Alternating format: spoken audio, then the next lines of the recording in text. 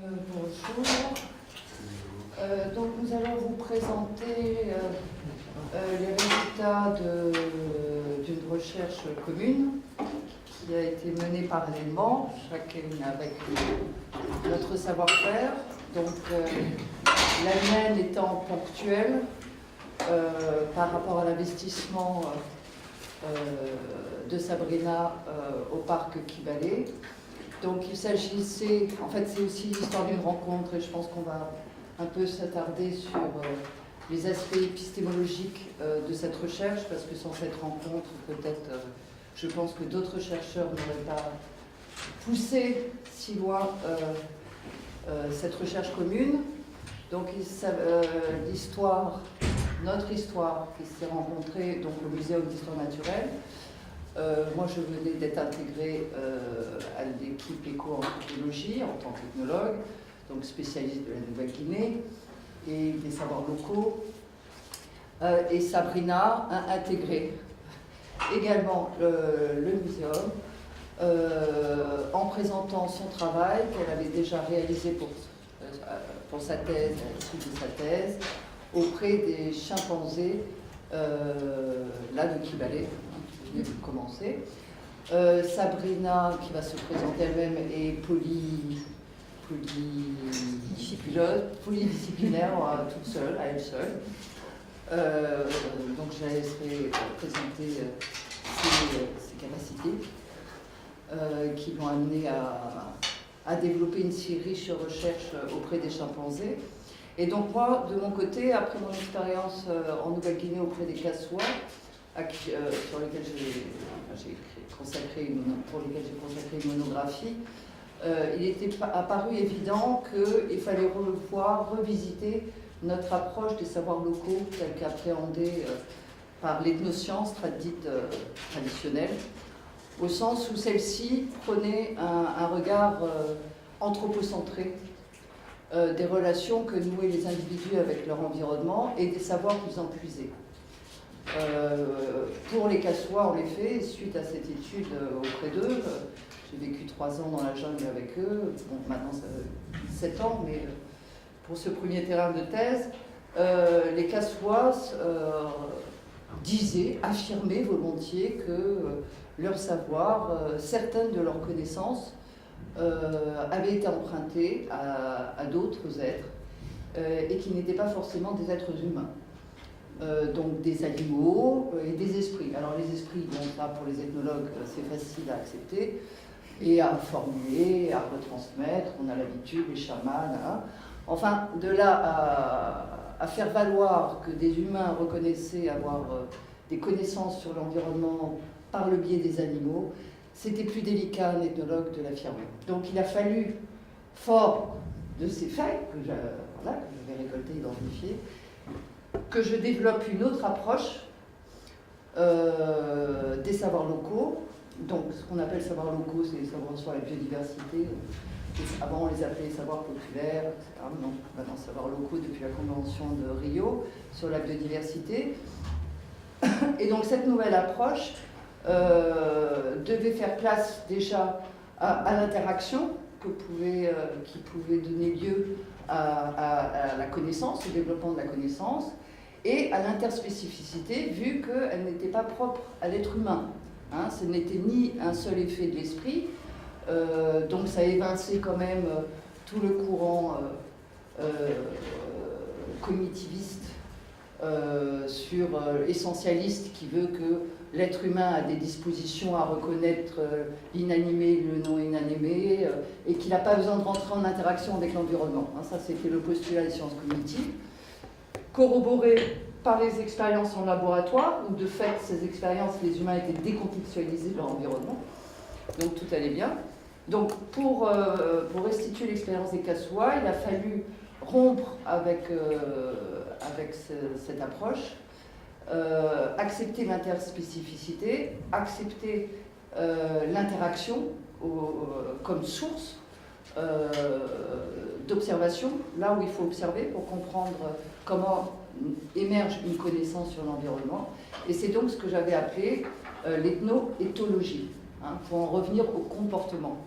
et admettre l'interspécificité. Et c'est dans ce cadre, voilà, que le mien, en tout cas au niveau de l'ethnologie, que je rencontre Sabrina et que son travail m'attire vers l'Ouganda, quitte la Nouvelle-Guinée, pour m'intéresser aux travaux de Sabrina qu'elle va vous présenter.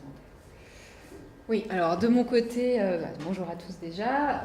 Donc effectivement, comme Florence le décrit, je suis arrivée en tant que vétérinaire ayant travaillé dans un laboratoire de chimie et ayant fait une thèse sur le comportement des chimpanzés dans une équipe principalement d'ethnologues et d'anthropologues.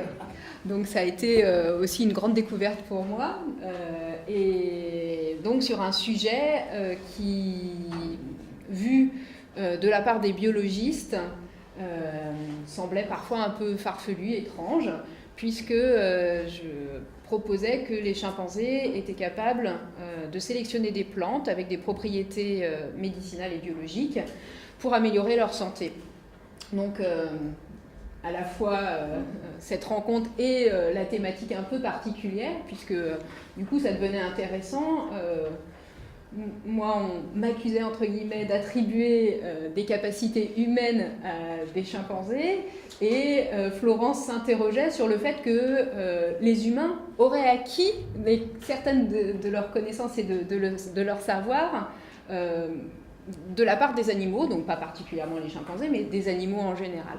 Donc effectivement, c'est une rencontre qui a suscité pas mal de questions de part et d'autre, avec au départ des approches qui étaient franchement diamétralement opposées, et probablement que vous allez encore le sentir, mais quelque chose d'extrêmement enrichissant qui nous a permis d'avoir un objet commun d'étude, de l'approcher par des disciplines différentes, donc probablement au départ surtout pluridisciplinaires, mais vous verrez qu'on a tenté de rendre plus interdisciplinaire et de décrypter avec des regards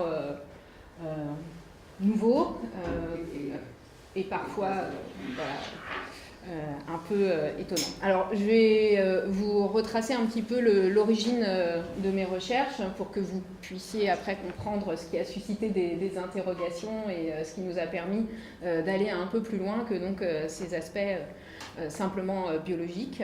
Donc en fait notre question porte sur l'existence d'une communauté d'usage à des fins médicinales qui serait partagée par les chimpanzés et les hommes en ayant comme cadre la forêt de Kibale, donc le parc national de Kibale, qui se trouve en Ouganda, à la frontière avec la République démocratique du Congo. Donc on s'est d'abord posé la question de l'existence de cette pharmacopée commune, et on va vous délivrer quelques réponses. Si elle existe, comment existe-t-elle et quelle est la genèse de cette matière médicale? Est-ce que ce sont juste des convergences d'usage? Est-ce que ça émane d'une phylogénèse? Ou bien est-ce qu'il y a une question de qui copie qui? Et ensuite, en conclusion, on parlera, je pense, de l'avenir de ce savoir en s'interrogeant sur finalement qui sera le gardien de cette pharmacopée.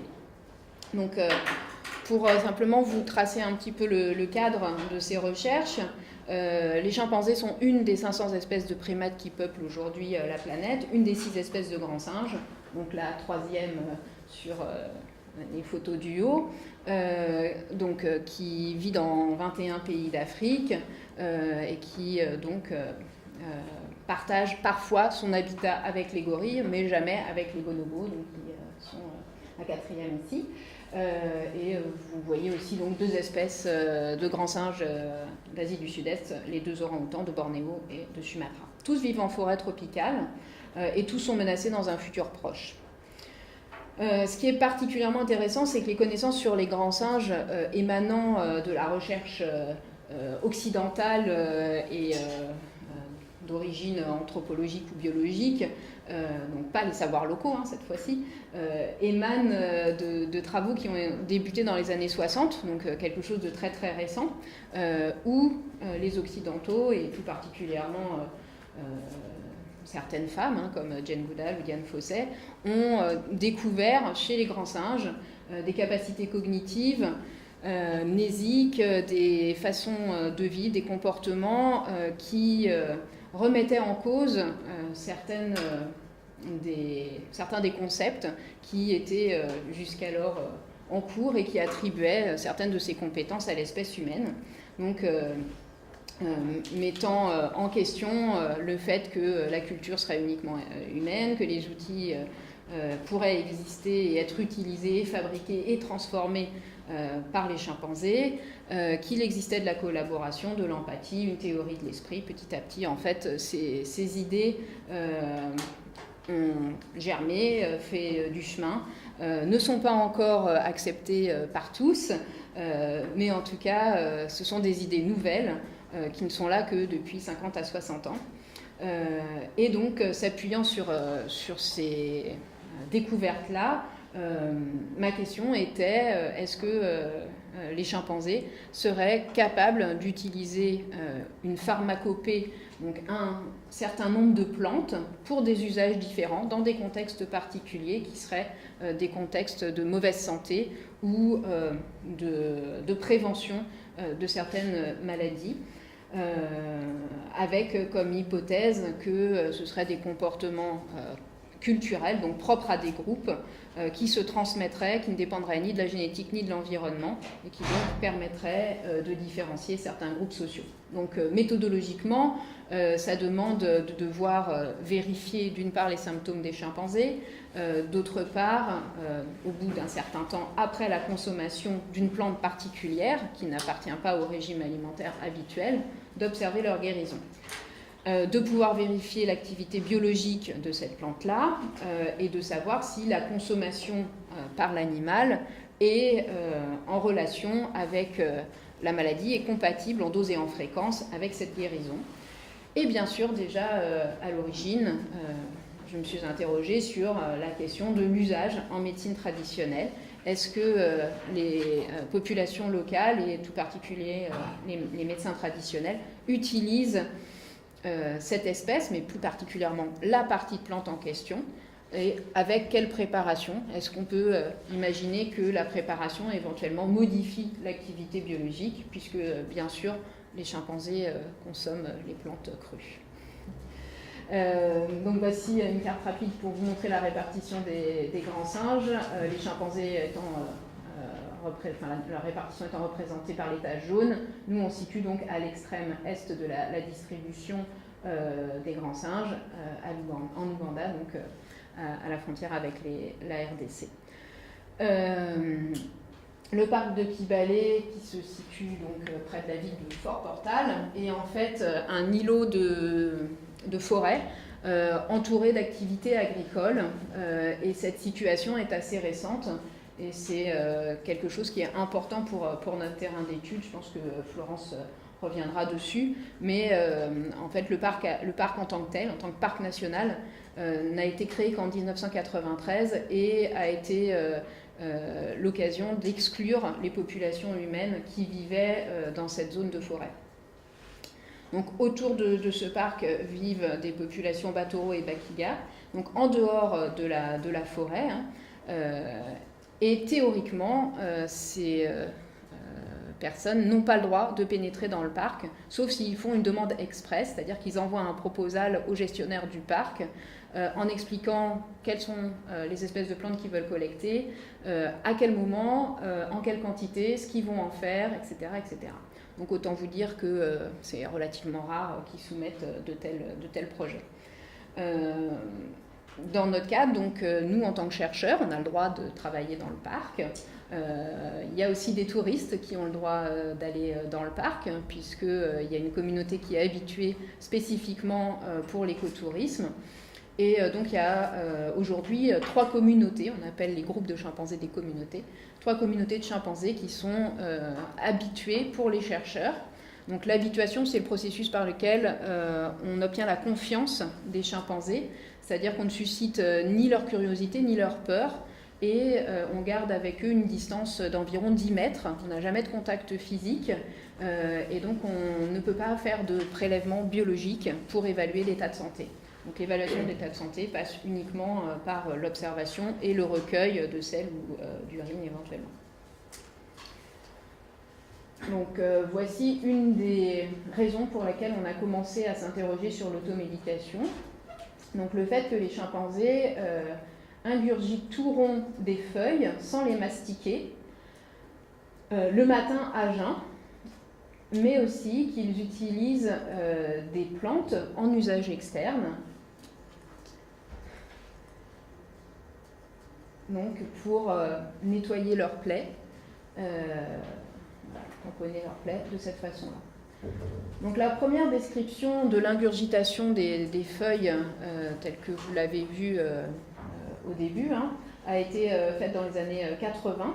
Et elle a interrogé les chercheurs, donc Richard Wrangham et Toshisada Nishida, car les chimpanzés en fait ne mastiquaient pas ces feuilles, les avalaient tout rond, donc ne pouvaient pas retirer un bénéfice calorique de cette consommation. En plus, le process était vraiment tout à fait particulier puisqu'ils détachent très lentement les feuilles, ils les roulent dans leur bouche et donc ils les avalent tout rond. Donc ils se sont demandé pourquoi. Et en récupérant en fait les feuilles qui avaient qui étaient passées à travers le tube digestif, ils se sont rendus compte que dans les crottes, avec ces feuilles, se trouvaient des parasites. Donc, et ces feuilles en fait ont la particularité d'être rugueuses et hérissées de petits poils. En fait, en faisant des espèces de boules de feuilles, ça faisait comme un effet velcro et ça permettait d'arracher les parasites qui tentaient de pénétrer dans la muqueuse digestive. Donc une action mécanique, tout comme c'est le cas ici, puisque vous voyez qu'il tamponne, mais il ne mastique pas, il ne fait pas un emplâtre, mais il l'utilise vraiment pour enlever le pus. Donc dans ces deux cas, c'était des propriétés mécaniques qui sont utilisées par les chimpanzés. Et nous, on s'est interrogé sur l'existence de propriétés chimiques. Donc pour ce faire, on utilise des disciplines multiples qui vont de la primatologie à la médecine vétérinaire et à la botanique, puisqu'on essaye d'observer les comportements des chimpanzés, de recueillir leurs urines avec un petit procédé que vous voyez là, une tige sur laquelle on enfile un sac plastique, et quand le chimpanzé fait pipi depuis l'arbre, on court sous l'arbre en essayant d'éviter la douche pour récupérer quelques précieuses gouttes d'urine qu'ensuite on va analyser. Et puis bien sûr on identifie avec précision en faisant des herbiers qu'on garde à la fois en Ouganda et qu'on amène au Muséum d'histoire naturelle, les plantes qui sont consommées et encore inconnues. Puis une partie chimie et biologique, donc on fait des extraits de plantes, ensuite on les teste sur différentes cibles, des parasites, des bactéries, des virus, des cellules cancéreuses, pour essayer de trouver l'activité de l'extrait brut initialement, puis ensuite d'aller jusqu'à la molécule et de déterminer si ces molécules sont nouvelles.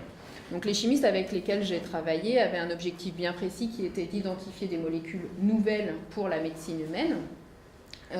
Pour ma part, évidemment, si ça se produit, c'est très bien, mais c'était bien sûr plus la compréhension de ce comportement qui m'intéressait. Mais bien sûr aussi, tout ce travail a été fait dans le cadre d'accords de collaboration avec les gestionnaires du parc et l'université Makerere. Et donc les chercheurs ougandais ont dès le départ été associés à ce travail, tant pour les enquêtes ethnologiques auprès des populations locales que pour le travail de chimie.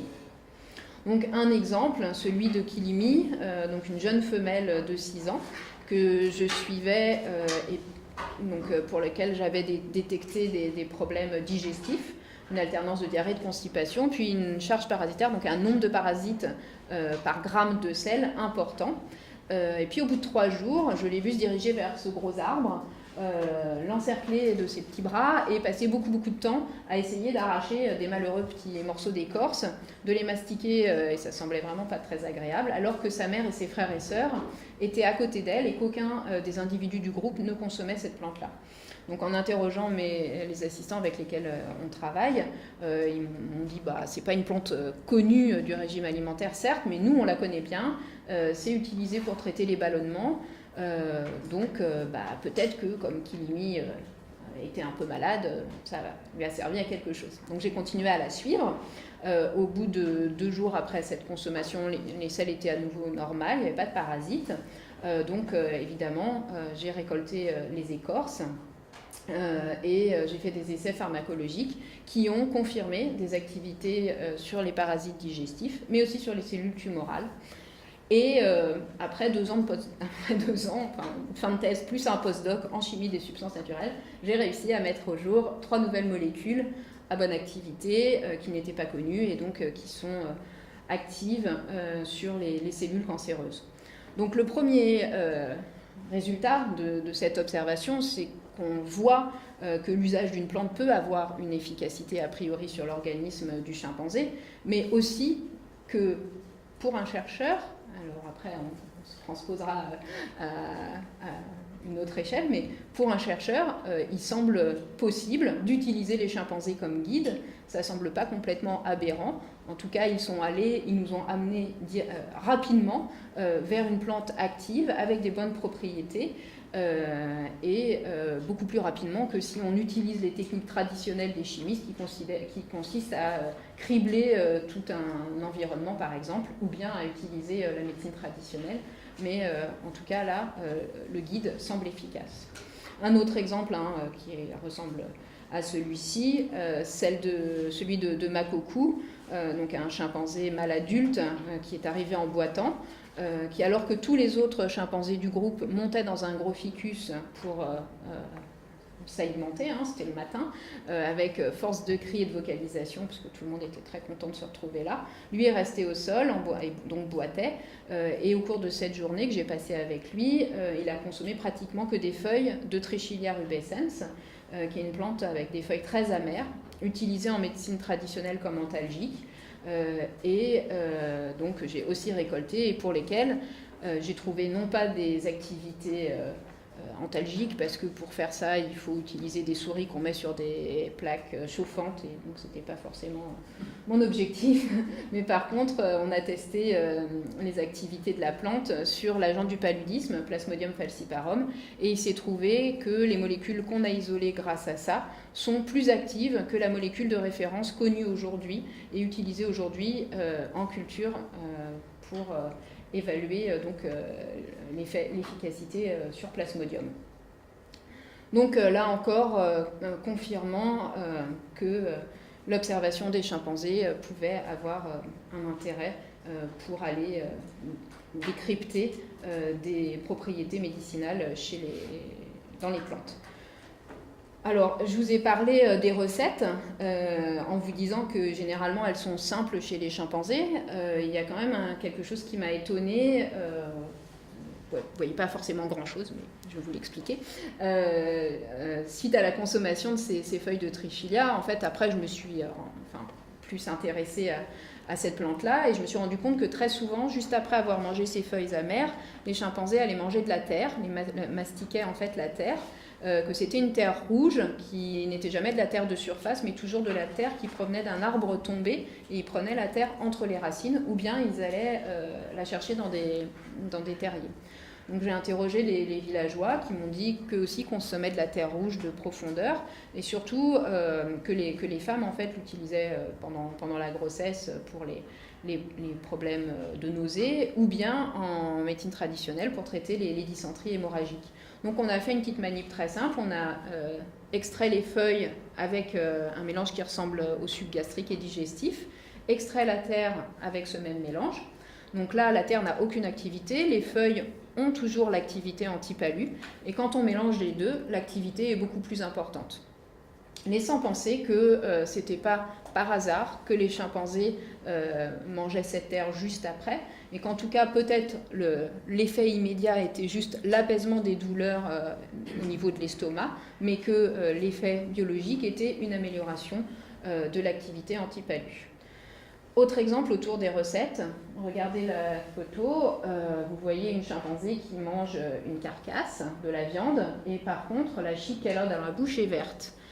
En fait, les chimpanzés ne mangent jamais de viande sans y ajouter des feuilles, et les feuilles qu'ils ajoutent ne sont pas des feuilles qu'ils consomment en dehors de la consommation de viande. C'est vraiment des feuilles spécifiques avec un goût particulier, généralement très fort, amer ou astringent.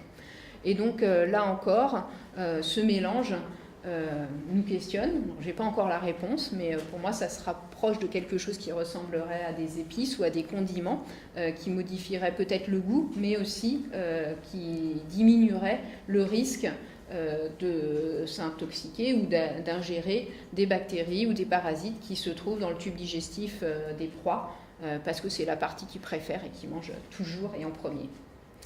Voilà, donc tout ça pour vous dire que donc on a recensé, bien sûr, je vous ai juste donné 2 exemples, mais on a recensé beaucoup plus largement les plantes consommées avec des usages particuliers par les individus malades. Sur les 300 aliments qu'on a recensés, consommés par les chimpanzés, il y en a une 50aine qui semblent être consommées dans des contextes particuliers et que certaines d'entre elles ne sont consommées qu'avec de la viande.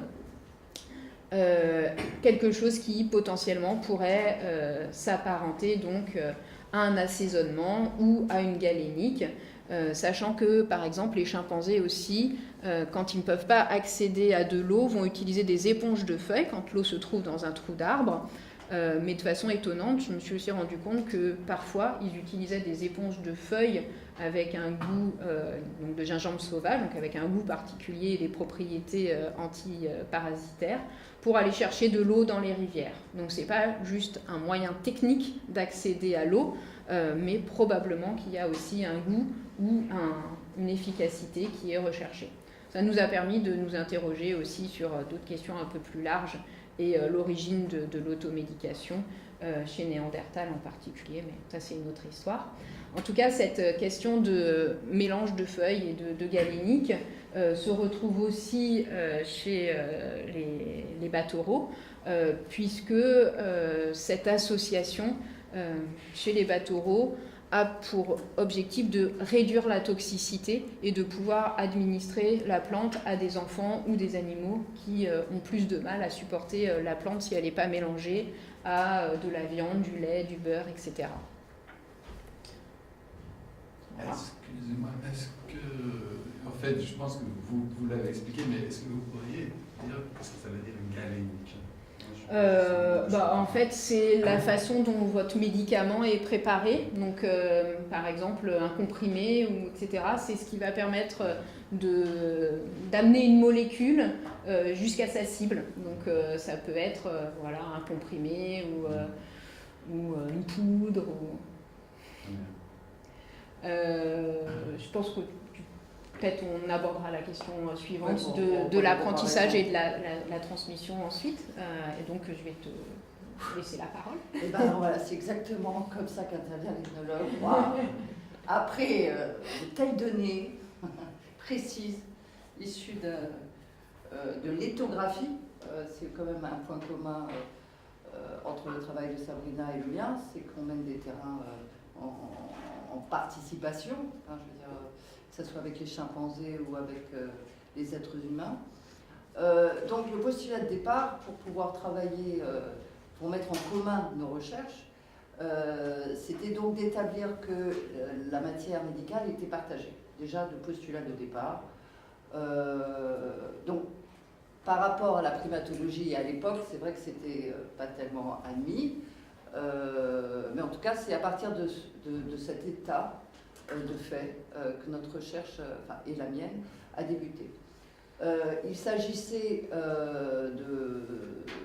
de constater 2 choses auprès des bataureaux, donc une population de pasteurs, chasseurs, qui était installée sur l'ensemble du territoire là, occupé par le parc Kibale, et qui a été qui s'est sédentarisé au pourtour, qui donc avait une activité de subsistance mixte, avec cultivant certaines plantes dans des jardins, l'horticulture, pas forcément itinérante, la chasse, la cueillette et l'élevage de vaches. Une population dont il est difficile, en tout cas après mes terrains, de déterminer l'ontologie, pour reprendre des discussions que nous avons eues récemment, dans la mesure où la cosmologie est très est très dense et variée, et peut-être des ajouts ont été, peut-être elle est elle-même en transformation depuis la sédentarisation, la rencontre avec les Bakiga. Il y a aussi d'autres populations du Congo suite au conflit qui sont venues, qui ont migré vers cette région, et ce qui fait la densité de population humaine considérable et une véritable menace pour la survie des chimpanzés. Cette menace est d'autant plus grande que l'accès aux terres vivrières est concurrencé par les exploitations du thé, essentiellement et d'eucalyptus, et qui ne sont pas forcément dans les mains des locaux. Donc une pression s'exerce également sur leur mode de subsistance. Et en tout cas, un arrêt assez grand des relations qu'ils entretenaient avec le milieu forestier, où ils puisaient l'ensemble des plantes utilisées à des fins médicinales. Alors le but de cette recherche qui a été menée auprès des Batoro, donc c'est les Batoro, la population qui descend du royaume Toro, organisée autour du royaume, le roi, patrilinéaire. Donc cette étude ne s'est pas contentée, il ne s'agissait pas simplement de dresser un inventaire de leurs connaissances sur le monde végétal et sur leur pharmacologie. L'ambition était beaucoup plus grande, vu l'idée que je poursuivais était qu'il y ait effectivement potentiellement eu un transfert de connaissances entre les chimpanzés et les humains. Donc pour cela, juste un inventaire des connaissances n'aurait pas permis de faire le lien. Il aurait pu simplement dire « Ah bah oui, coïncidence, les deux utilisent les mêmes plantes à des mêmes fins, etc. » Donc l'ambition était beaucoup plus grande, puisqu'il ne s'agissait pas simplement d'un point de vue anthropologique de montrer qu'il y ait un phénomène de coévolution, ce qui aujourd'hui est assez commun, mais ce qui hier ne l'était pas, ce qui hier, il n'y a même pas 10 ans, on n'en parlait pas, et pas encore en anthropologie. Mais c'était aussi au profit de toute la recherche de Sabrina auprès des chimpanzés, pour montrer, pas un chaînon manquant, mais en tout cas une interdépendance qui a permis aux deux espèces de grandir, d'évoluer ensemble, et d'échanger, et d'être dans une situation de partage et d'échange des connaissances. Donc l'ambition était très grande. Alors, maintenant, les Batoro m'ont tout de suite fait comprendre que mener un inventaire des plantes médicinales n'avait aucun sens chez eux, que pour cela, il fallait que je comprenne l'ensemble de leur système cosmologique, qui était fort complexe. D'emblée, comme voilà, il sort le mythe fondateur, ce que rencontrent souvent les ethnologues au cours de leur premier terrain, qui met en scène le maître, ce qu'ils appellent le maître de la forêt, qui est le maître du gibier, qui s'appelle Kalissa, et qui est en présence d'humains qui ne savent pas faire grand-chose, une jeune humanité, et qui va enseigner aux humains la prédation sur les animaux en usant du monde végétal, soit en leurre, soit en piège à leurre, soit en construisant, en aménageant une hutte de guet devant un arbre. Donc Kalissa montre aux humains le végétal comme le média par lequel les humains pourront accéder au monde animal. Très bien, donc, et incite bien sûr, je vais pu le montrer aussi, l'étudier auprès des Batoro, sensibilise les Batoro à cultiver une attention du comportement animal et du comportement alimentaire des animaux pour savoir précisément ce qu'ils mangent et quelle relation chaque animal entretient avec le monde végétal, sachant que nous sommes dans une forêt tropicale, il y a beaucoup d'espèces, c'est très dense, il y a beaucoup d'animaux aussi, beaucoup d'espèces d'animaux. Donc Kalissa montre aux humains que le végétal est le média pour la prédation, mais il montre aussi que le végétal est le remède suite aux prédations qui sont susceptibles de susciter des représailles des esprits de la forêt et des animaux. Donc le végétal est d'emblée dans une position d'interface entre le monde animal et le monde humain, et entre le monde humain et le monde des esprits. interface à double tranchant, donc, hein, puisqu'il permet de l'alimentation, mais qui est sujet aussi de réversibilité, puisqu'il peut provoquer la mort, et un remède. Donc on est typiquement dans l'idée du pharmacone, hein, de potentiel de guérir et de tuer en simultané. Donc d'emblée, les bathoros me disent voilà où se situe le végétal. Donc ton idée de faire juste l'inventaire de ce que nous utilisons à titre personnel, etc., ça n'a aucun sens. Il faut élargir ta compréhension de nos relations au monde végétal et surtout la décentrer.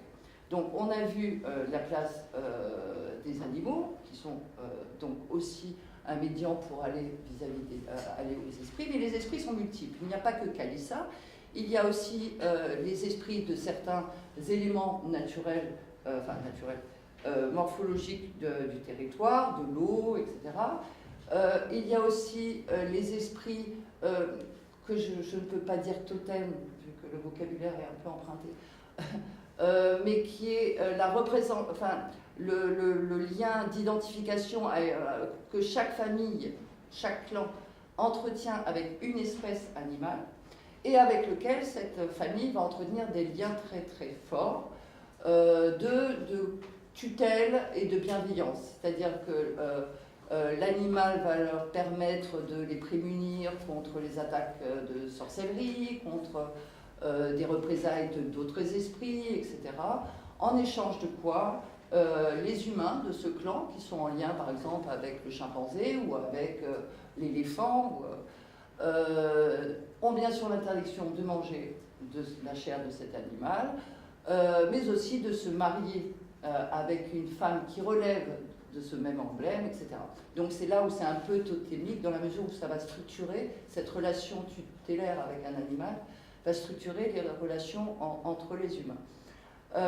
Donc il y a aussi les esprits sorciers, et tous ces esprits sont en relation de réciprocité avec l'humanité. C'est-à-dire que si les humains enfreignent l'éthique, hein, qu'imposent les esprits, c'est-à-dire par exemple Kalissa, si vous chassez, vous devez donner un peu de viande, bon, typiquement ce que vous retrouvez en Amazonie ou en Sibérie et en Guinée. Donc des relations de réciprocité, et si les bathoros donc enfreignent cette éthique, tout de suite ils sont sanctionnés par une pathologie. Donc ils observent une immense quantité de tabous et de tabous alimentaires pour essayer de limiter la casse. Et ces tabous sont omniprésents et assez faciles à gérer, vu qu'ils relèvent d'une pensée dichotomique entre le pur et l'impur, le féminin, le masculin. Donc, et cette dichotomie va se diffuser dans tout l'espace forestier, sur toutes les espèces. Donc on va voir aussi, ça va donc catégoriser le monde animal en animal pur, c'est-à-dire les ruminants, les doubles ruminants, presque, et les impurs qui sont les omnivores et les carnivores. Les bathoros répugnent, enfin, vraiment manger de l'animal est quelque chose de très difficile pour eux parce qu'ils ne savent jamais ce que l'animal qu'ils vont manger a mangé. Et c'est un problème parce qu'il peut y avoir du poison, c'est-à-dire qu'un esprit a pu donner du poison à l'animal pour empoisonner l'humain. Donc ils ont tellement de doutes qu'ils ont des rituels que quand ils chassent, voilà, parce qu'il en faut aussi pour la dot, etc., pour les échanges quand même, s'ils ont un doute sur ce qu'a mangé l'animal qu'ils viennent de tuer, ils vont fumer la cervelle de l'animal, afin que l'intention, le poison, hein, il suffit d'une intention pour que ça fasse poison, hein, que l'intention de l'animal se consume. Et là seulement, ils peuvent manger sereinement de la chair de l'animal. Donc il faut vraiment qu'il soit dénudé. Donc pas du tout une société axée sur la viande, la consommation de viande, et au contraire sur une valorisation de l'alimentation à base végétale, vu comme donc les animaux purs sont ceux qui ne se nourrissent essentiellement que de plantes. Donc, on retrouve ici le médian, le végétal médian, mais aussi, bien sûr, donc, comme je vous disais, en tant que remède. Donc, toute l'étiologie Batoro, enfin, j'exagère, sur les 150 plantes donc, utilisées à des fins de remède et pour soigner les maladies, je crois que plus de 70% c'est pour soigner des maladies de type spirituel, des sanctions des esprits, ou parce qu'on a enfreint un tabou alimentaire, etc. 70% c'est des sanctions d'esprit, 20% ce sont les tabous, les esprits sorciers, la sorcellerie, et le reste ce sont des accidents.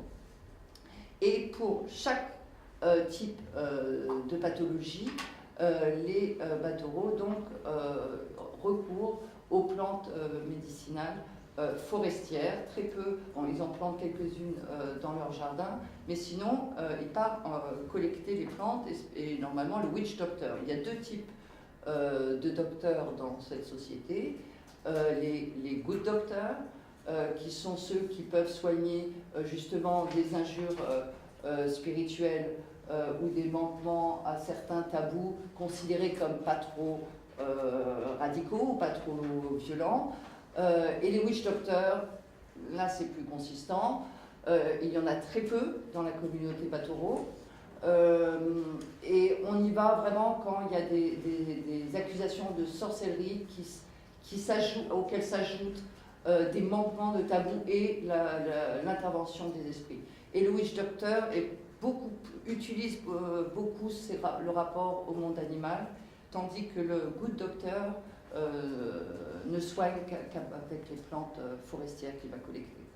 Bon, alors on a ce phénomène où la plante est omniprésente, elle est absolument valorisée, mais d'emblée on nous dit qu'elle n'est pas la relation qu'elle afforde à l'être humain n'est pas l'exclusivité justement des êtres humains, et les Batoro révèlent un formidable savoir éthologique concernant donc l'usage des plantes faites par les animaux.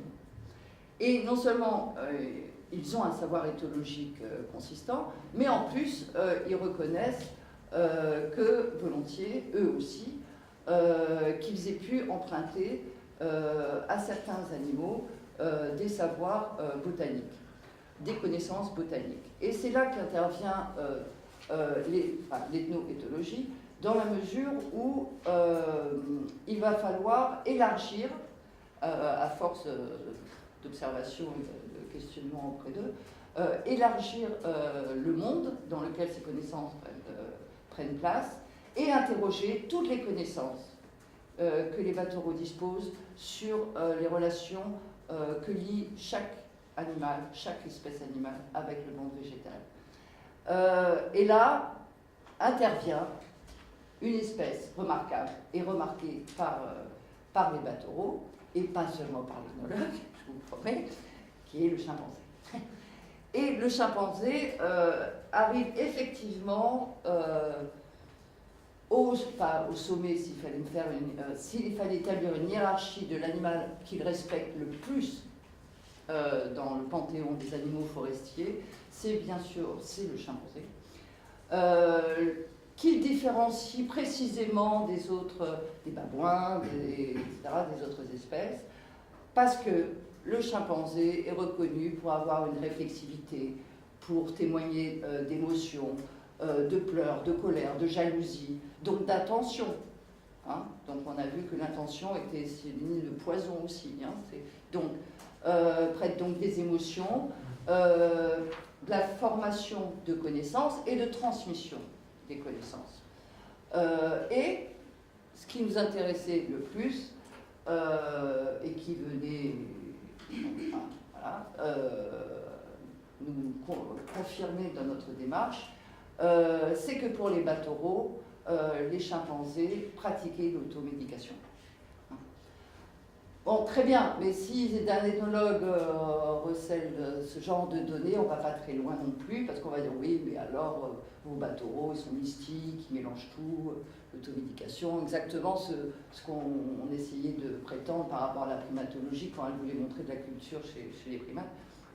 Bon, donc il a fallu vraiment consolider ce savoir en inventoriant, en herborisant aussi les plantes qu'utilisaient les chimpanzés, et c'est là où, pour établir une base de données, enfin une base de données qui puisse être comparée avec les données que recueillent par ailleurs Sabrina et ses assistants auprès des chimpanzés. Donc il fallait vraiment avoir quelque chose d'équitable au sens et d'égalitaire et d'égal, de valeur égale. Donc moi j'avais pu montrer que le savoir des battoros était sophistiqué, c'est-à-dire que ce que l'inventaire n'aurait pas permis de montrer, c'était tout le système que les battoros avaient développé pour asseoir sereinement la possibilité qu'une humanité ait pu emprunter à d'autres donc des connaissances voilà. Et ça, c'était fondamental.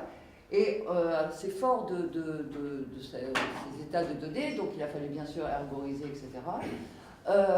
Et de consolider ce savoir local, atypique, et alors donc aussi de montrer, pour chaque plante utilisée par l'homme, les qualités, enfin les manières dont elles étaient utilisées en guise de remède, vu qu'on voulait aussi comparer les pratiques de la pharmacopée et de voir s'il y avait des comparaisons. Et cette comparaison était d'autant plus plausible que les battoros d'eux-mêmes avaient ce réflexe. Oui, mais cela, on l'a appris en voyant les chimpanzés faire. Ah oui, mais voilà, là, on a été trop culottés, on a... ah bah regardez, il est allé trop vite, en besogne, il a goûté un fruit, c'est pas bon, voilà. Donc, d'eux-mêmes avaient ce réflexe de comparer et de décentrer leurs connaissances, et ce qui nous a permis, après, je crois que j'ai fait le tour quand même, de pouvoir comparer les résultats des données et de la pharmacopée exclusivement humaine, vu qu'il faut bien rendre compte, et celle qui, pour les battoros, est interspécifique. Donc au final, ce qu'on a montré, c'est qu'il y avait une part de recouvrement avec donc certaines espèces, parties de plantes qui étaient utilisées conjointement par les humains, par les chimpanzés, avec vraiment les mêmes parties de plantes utilisées et a priori pour les mêmes activités. Tout bêtement, des écorces par exemple qui sont évidemment juste mastiquées par les chimpanzés, mais aussi que les humains vont chercher à l'aide de la machette en forêt et vont mastiquer aussi, en expliquant que ça procure un adoucissement de la gorge et que ça évite de tousser, avec des propriétés vraiment respiratoires importantes, et qu'on voit consommer par les chimpanzés en période de toux. Donc, restait à montrer qu'effectivement, côté chimpanzé, c'était pas juste un hasard si on observait ces consommations, et aussi essayer de comprendre s'il y avait transmission de ces connaissances. Est-ce que c'était vraiment un savoir, si les battoros en étaient convaincus, et du coup, comment se formait ce savoir chez les chimpanzés. Donc ça, c'est pas évident à mettre en évidence, non seulement parce que, donc, comme je vous l'ai dit, on doit garder une distance, en plus les chimpanzés ont un système qu'on appelle fission-fusion, donc même quand on veut suivre un chimpanzé et essayer de voir ses relations avec un autre individu, la plupart du temps c'est impossible, puisque au cours du temps, en fait, se forment des petits sous-groupes au sein de la communauté qui sont labiles et qui varient au cours de la journée. Parfois, on peut avoir 3 chimpanzés qui sont ensemble à 10h du matin et le groupe va se grandir et dans l'après-midi vont être 20, et puis votre chimpanzé que vous suiviez va se retrouver avec 2 autres individus le soir. Donc pour essayer de comprendre à quel moment et comment le chimpanzé découvre une plante quand il est jeune, puis ensuite éventuellement comment se transmet cette consommation, cette sélection, c'est très compliqué. D'autant plus qu'on est en terrain montagneux avec des marécages, sélection des comportements brefs, etc. Et qui, par définition, sont pratiqués par un seul ou quelques individus en cas d'épidémie, mais pas par tout le groupe. Sinon, c'est qu'on est passé à côté de quelque chose et que c'est plus de l'alimentaire. Même si les battoros ont aussi quelque chose d'assez particulier, qui est de dire que la différence entre médecine et alimentation est très ténue et que tout ce qu'on mange en fait voilà, agit sur la santé. Donc une autre question était aussi pourquoi est-ce que nous comme eux on ne parle que d'automédication et pourquoi il n'y a pas de soins. Donc de façon, je vais vous passer rapidement tout ça, mais on a essayé de faire un suivi vraiment longitudinal pour associer un symptôme, une plante, etc. On a confirmé que la consommation de plantes inhabituelles était associée à des périodes de maladies spécifiques et qu'il y avait bien une consommation par les individus malades et pas par l'ensemble du groupe. Et ensuite, pour essayer de répondre à cette question de la découverte des plantes médicinales, comment ils osent en fait manger des plantes qui pourraient les intoxiquer, puisque s'ils les mangent en grande quantité, c'est du poison, donc ils risquent gros. Pourquoi il n'y a pas une néophobie de ces nouveaux aliments et comment ils la dépassent pour la consommer. On a dû travailler en parc zoologique et comparer du coup des gorilles, des chimpanzés et des orang-outans et leur proposer des plantes de la pharmacopée française qu'ils ne connaissaient pas, avec lesquelles ils n'avaient jamais été en contact et voir comment ils découvraient la plante. En se demandant si on allait voir des différences entre ces espèces de grands singes qui avaient dans leur habitat des contraintes écologiques différentes, les gorilles étant beaucoup plus herbivores dans le sens où évidemment il y a beaucoup moins de matière animale mais aussi beaucoup moins de fruits, beaucoup plus de tiges et de feuilles. Les orang-outans étant beaucoup plus éclectiques parce qu'ils ont à subir beaucoup plus de variations au niveau saisonnier de leur disponibilité en nourriture, les chimpanzés étant au milieu. Côté spécialisation physiologique, les chimpanzés sont assez proches de nous. Alors que les gorilles ont un gros intestin rempli d'une faune, d'une flore, d'une microfaune et d'une microflore qui les aide à digérer et qui potentiellement peut détoxiquer les plantes. Les orang-outans se situent en position intermédiaire. Et côté socialité, les gorilles ont une socialité beaucoup plus restreinte.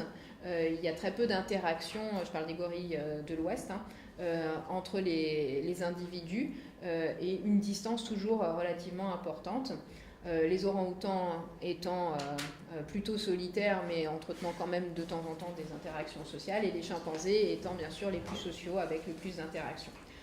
Donc on s'est demandé comment ces différents paramètres allaient agir, déterminer les différentes phases de découverte. Donc d'abord la découverte de la plante par la manipulation, par l'odeur, etc. Puis ensuite la mise en bouche et la consommation de la plante. Alors on a trouvé qu'en fait les chimpanzés étaient ceux qui exploraient le plus, qui flairaient, qui observaient les congénères, et donc que les gorilles étaient ceux qui avaient le moins d'exploration de la plante. Ils vont directement se précipiter sur la plante et la manger, en gros. Alors que côté consommation, voilà, on avait l'effet inverse. Donc les chimpanzés consomment beaucoup moins que les gorilles, et les orang-outans se situant toujours en position intermédiaire. En fait, il y a beaucoup d'exploration, beaucoup de curiosité envers les congénères, mais pour franchir le pas de la consommation, c'est difficile.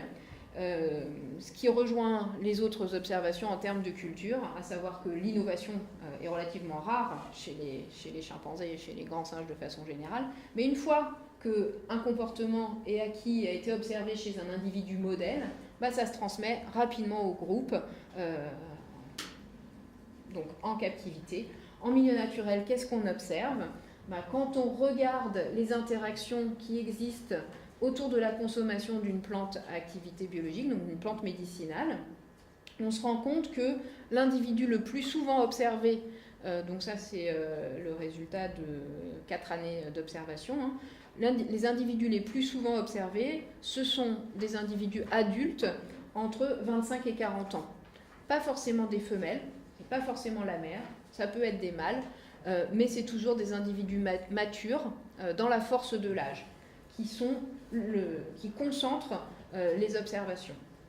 Donc ça, c'est vraiment intéressant, parce que en fait, ce sont les femelles qui migrent à l'adolescence, et donc si on suppose qu'il y a une culture et qu'il y a donc un usage qui est propre à chaque communauté, ça veut dire que probablement les mâles sont les plus garants de cette culture, les gardiens de cette culture, puisque la femelle va abandonner sa culture, ou en tout cas ne pas la transmettre quand elle arrive dans son groupe, dans son nouveau groupe, et va devoir à l'adolescence encore acquérir des nouveaux usages. Ça, c'est quelque chose qui nous a particulièrement étonnés, puisqu'on a tendance à penser que tout est fait autour de la période juvénile et qu'après, il ne se passe plus grand-chose. Mais non, a priori, il y a encore beaucoup d'acquisitions. Donc, ce comportement aussi d'observation, souvent, se combine avec un partage. Je vous ai montré qu'ils font des chics, c'est vraiment très fréquent chez les chimpanzés. Et quand il y a une plante qui suscite la curiosité, une consommation qui suscite la curiosité, ils vont s'approcher très très près de la bouche de l'autre, flairer, et souvent tenter de partager la chic, ce qui est dans la bouche, avec du coup une observation, mais aussi une imprégnation au niveau gustatif. Un autre point très important de la découverte des plantes, c'est que la première chose qu'on observe en captivité, c'est que l'odorat a un rôle capital. Les orang-outans, par exemple, vont d'abord se frotter les plantes sur le pelage, et ensuite les sentir avant de consommer. On a aussi proposé les plantes en nature et les plantes en tisane. Et là, on a vu qu'il y avait beaucoup plus d'exploration de la plante en nature, de toucher, de flairage, et que les tisanes suscitaient beaucoup plus d'inquiétude, c'est-à-dire que passer le pas de mettre en bouche était encore une autre étape. Donc ça c'est aussi des aspects qui nous intéressent vraiment, parce que l'exploration de la sensorialité des chimpanzés n'est pas forcément toujours observée. Justement, ce que vous voulez dire, c'est que l'innovation est surtout le fait des individus qui sont entre 25 et 40 ans, c'est ça? Non. Donc ce sont ceux-là les plus regardés. C'est ceux-là les plus regardés, ce sont les modèles. Ce sont les modèles. Ouais.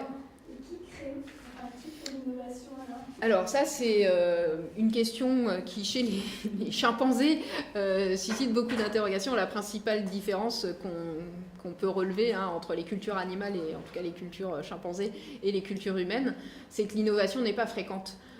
Et donc, voilà, il y a une certaine stabilité de l'environnement, et qu'il n'y a pas forcément de stimulus qui explique l'innovation. Quand par contre, en captivité, on les met face à des choses complètement nouvelles, le plus souvent, mais pas toujours, c'est généralement les individus dominants et les individus adultes qui vont prendre le risque d'ingérer, même si les jeunes sont curieux, etc., ils sont quand même super prudents. L'autre point qu'on a mis en évidence et qui laisse à penser que ce n'est pas uniquement biologique mais bien culturel, c'est qu'on a testé génétiquement en fait la présence d'un gène qui TAS2R38 qui est relié à la perception de la mer. Chez les humains, ce gène permet de décrire des individus goûteurs et non goûteurs. On ne perçoit pas tous la mer de la même façon, et ça c'est génétique. Ce qu'on a testé chez des chimpanzés donc en sanctuaire, c'est cette présence de gènes. On sait l'associer avec la capacité à détecter l'amertume. Et alors qu'en Afrique de l'Ouest, il y a une diversité de ce gène chez les chimpanzés, chez ceux qu'on a testés, les chimpanzés de l'Est, ils ont tous le même phénotype, le même génotype goûteur. Et par contre, quand on leur propose des plantes, alors bien sûr, il n'y a pas qu'un gène en cause, il y en a probablement beaucoup d'autres, mais en tout cas, quand on leur propose les plantes, ils réagissent différemment. Donc c'est bien qu'il y a, au-delà du biologique, quelque chose qui leur fait découvrir et ensuite diffuser cette consommation. Voilà. Et donc, ceci, c'est aussi... peut-être pour mettre en avant et continuer la discussion, quelque chose qui qui nous importe, hein, parce que les grands singes sont menacés de disparaître dans un futur très proche. Ils sont considérés par l'Union internationale pour la conservation de la nature comme en danger de disparaître dans les 20 à 50 prochaines années. Leur habitat, la disparition de leur habitat, la fragmentation de la forêt, l'expansion agricole est une des premières causes de ce risque d'extinction. On vous a dit que côté humain, c'est aussi un savoir qui s'érode à cause de cette exclusion des humains du parc, etc. Et en fait, avec Florence, on s'est interrogé si aujourd'hui, ceux qui sont les gardiens de ces savoirs, finalement, ce ne sont pas les chimpanzés, puisque les humains n'ont plus accès à ce parc, n'ont plus accès à ces plantes médicinales. Et donc, de façon étonnante, pour pouvoir préserver les savoirs humains, il faut passer par la préservation, bien sûr, de l'habitat, mais aussi des espèces avec lesquelles ils ont interagi dans le passé. Donc, parce que pour revenir à ton dernier propos sur l'apprentissage, ce que révélait encore, en tout cas sur ce terrain, chez les battereaux, c'est justement comment dessiner le contexte dans lequel une connaissance prend forme et vie sociale, hein, se socialise, donc se diffuse, est reconnue, admise, et appliquée, réappliquée, etc. Donc là, en l'occurrence, le contexte est absolument, pour reprendre Ingold, c'est dans le cours de l'action, mais chez les battereaux, on pourrait dire c'est dans le cours de l'interaction. Donc l'apprentissage doit être resitué dans ce cadre interactionnel qu'est l'environnement, et notre environnement, bien évidemment. Donc on arrive là à un paradoxe extraordinaire, un paradoxe, c'est que là, aujourd'hui, où on peut montrer qu'il y a bien une coévolution, qu'il y a bien un partenariat entre humains et non humains, dans le partage des connaissances ou dans le transfert des connaissances, ou, là où on en arrive à ça, enfin, il y a une exclusion. C'est-à-dire que, par exemple, les battereaux, comme ils n'ont plus effectivement accès à cette forêt d'interaction dans laquelle ils apprenaient, et apprenaient des autres, eh ben, ils ont changé de contexte. Donc ils ne peuvent plus apprendre. Hein, parce qu'on a bien vu qu'en reconnaissant qu'ils empruntaient aux animaux, c'est que, voilà, eux aussi, à force de chasser, comme l'a dit Kalissa, ils ont observé, et chacun a observé des comportements de la faune, et a vu, a testé ce qu'il avait observé, etc. Et au fil du compte, c'est intégré dans un système de savoir, qui forme le savoir. Bon. Et là, donc, comme c'est exclu, ces interactions ne sont plus.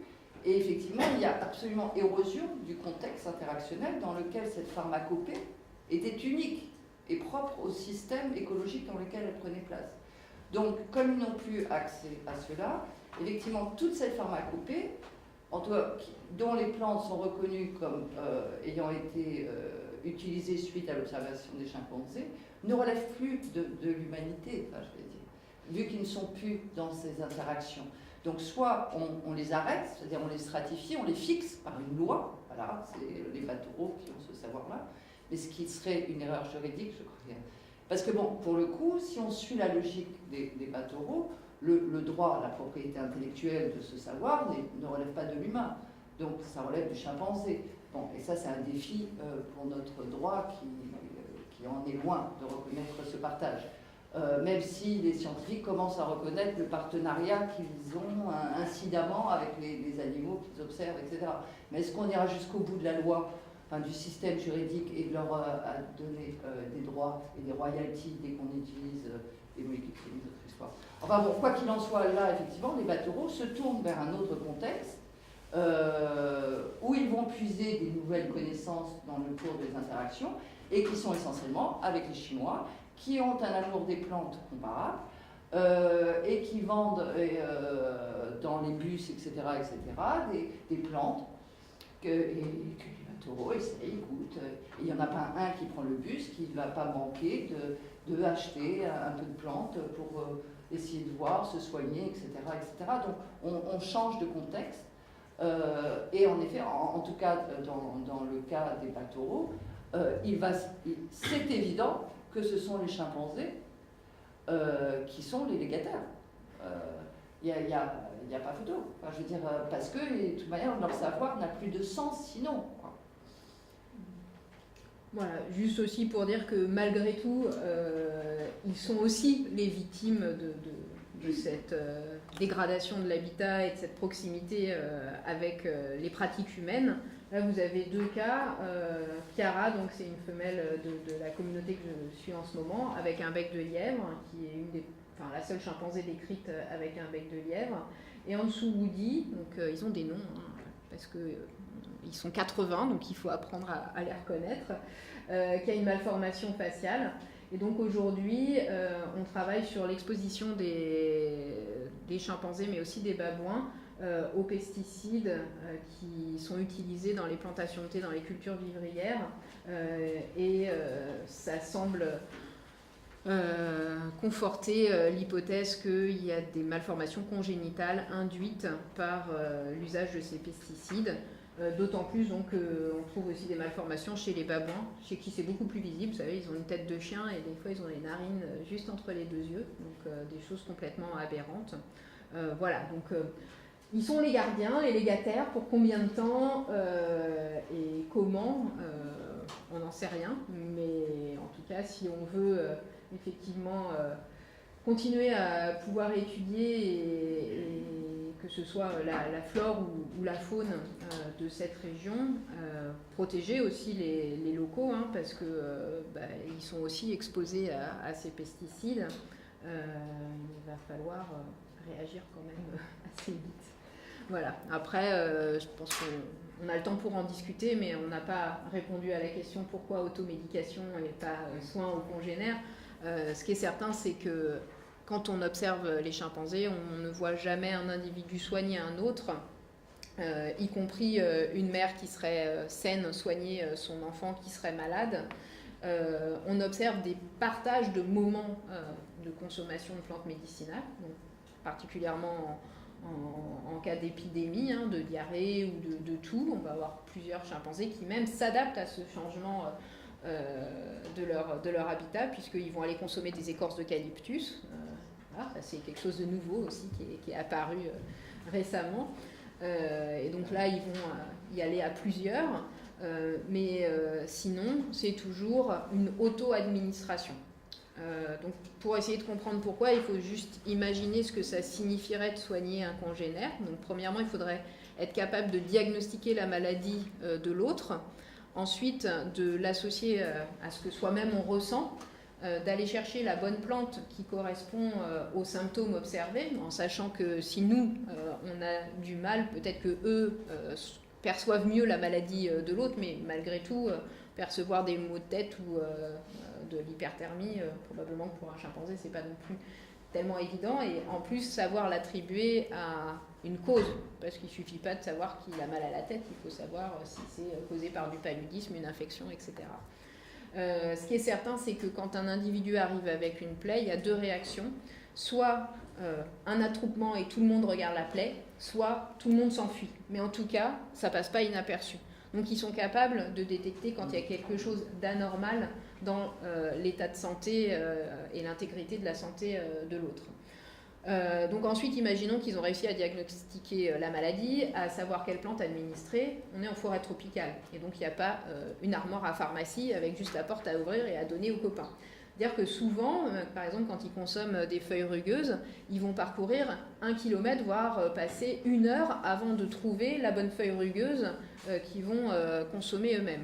Donc ça voudrait dire que le chimpanzé en question perd du temps, alors que l'alimentation, c'est vraiment une priorité. C'est pas si facile que ça de trouver à manger en forêt tropicale, d'aller chercher la plante, de la ramener à son copain qui n'aura pas bougé. Ce qui est quand même pas évident de lui dire maintenant tu bouges pas, je te ramène ta plante, et de lui apporter en quantité qui correspond à l'état de santé de l'individu. Donc vous êtes d'accord avec moi que c'est peu plausible et que probablement ce comportement d'automédication passe par la perception de l'amélioration de l'état général, associée à un goût ou à une odeur, ou etc., mais à quelque chose de physique qui a été ressenti par l'individu au moment de sa consommation. Et probablement que, comme on observe une appétence, par exemple, pour certains aliments quand on est carencé, ce manque au niveau de la santé, en fait, est comblé par la recherche de feuilles amères ou de feuilles rugueuses ou de feuilles astringentes, et que c'est cette association qui explique la recherche la fois d'après du même goût pour traiter un mal-être ressenti. Voilà. Merci beaucoup. Merci.